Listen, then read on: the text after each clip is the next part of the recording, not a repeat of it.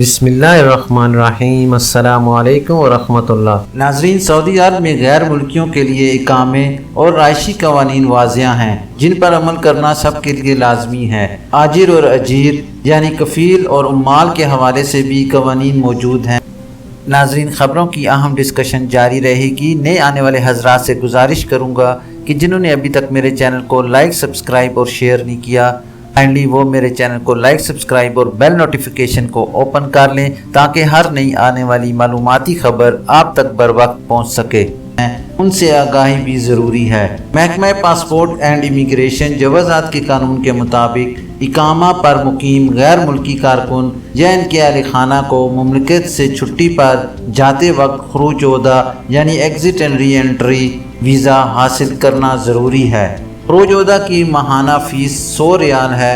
جتنی مدت کا خروج عہدہ درکار ہوتا ہے، ماہانہ حساب سے فیس جمع کرانے کے بعد ویزا حاصل کیا جا سکتا ہے۔ خروج عہدہ کے اجرا کے وقت اقامہ کی ایکسپائری تاریخ کو مد نظر رکھا جاتا ہے۔ اگر اقامہ کی مدت 6 ماہ سے کم ہے تو خروج عہدہ محدود مدت تک کے لیے جاری کیا جائے گا، جبکہ اقامہ کی ایکسپائری 6 ماہ سے زائد ہونے کی صورت میں ماہانہ کے حساب سے خروج عہدہ جاری کرانا ممکن ہے۔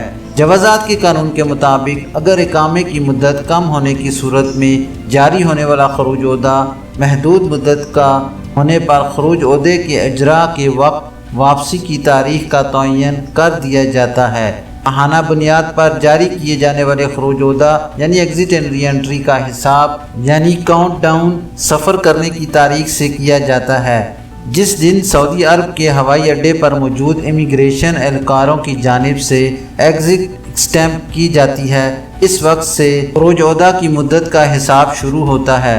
محدود مدت والے خروج عہدہ جو کہ اقامے کی کم مدت ہونے کی صورت میں جاری کیا جاتا ہے اور اس میں صارف کے ایگزٹ ری انٹری پر حتمی واپسی کی تاریخ بھی درج کی جاتی ہے۔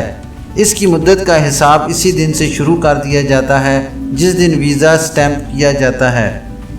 اس لیے ایسے افراد جن کی خروج عہدہ کی مدت محدود ہوتی ہے، انہیں اس بات کا خیال رکھنا چاہیے کہ وہ مقررہ تاریخ پر واپس آئیں۔ بصورت دیگر ان کا خروج عہدہ ایکسپائر ہونے پر کافی دشواری کا سامنا کرنا پڑتا ہے۔ سعودی وزارت داخلہ کی جانب سے ایسے غیر ملکی جو خروج عہدہ پر مملکت سے گئے ہیں اور ان کی سہولت کے لیے اقاموں اور خروج عہدوں کی مدت میں اضافے کا اختیار دیا گیا ہے، جسے استعمال کرتے ہوئے تارکین اپنے اسپانسر کے ذریعے خروج عہدہ یا اقامے کی مدت میں بآسانی توسیع کرانے کے اہل ہوتے ہیں۔ ناظرین، خیال رہے کہ محدود مدت کے خروج عہدہ کی مدت میں توسیع کرانے کے لیے لازمی ہے کہ پہلے اقامے کی ایکسپائری تاریخ میں توسیع کرائی جائے۔ بعد ازاں مطلوبہ مدت کے لیے خروج عہدے کی مدت میں اضافہ کرایا جا سکتا ہے۔ خروج عہدہ اقامے کی مدت سے منسلک ہے، اس لیے جتنی مدت تک اقامہ کارآمد ہے اتنے ہی وقت کے لیے خروج عہدہ جاری کیا جائے گا۔ ناظرین، آپ کو ایک بار پھر سے بتاتا چلوں کہ سعودی وزارت داخلہ کی جانب سے ایسے غیر ملکی جو خروج عہدہ پر مملکت سے گئے ہوئے ہیں، ان کی سہولت کے لیے اقاموں اور خروج عہدہ کی مدت میں اضافے کا اختیار دے دیا گیا ہے، جسے استعمال کرتے ہوئے تارکین اپنے اسپانسر کے ذریعے خروج عہدہ یا اقامہ کی مدت میں بآسانی توسیع کرانے کے اہل ہیں۔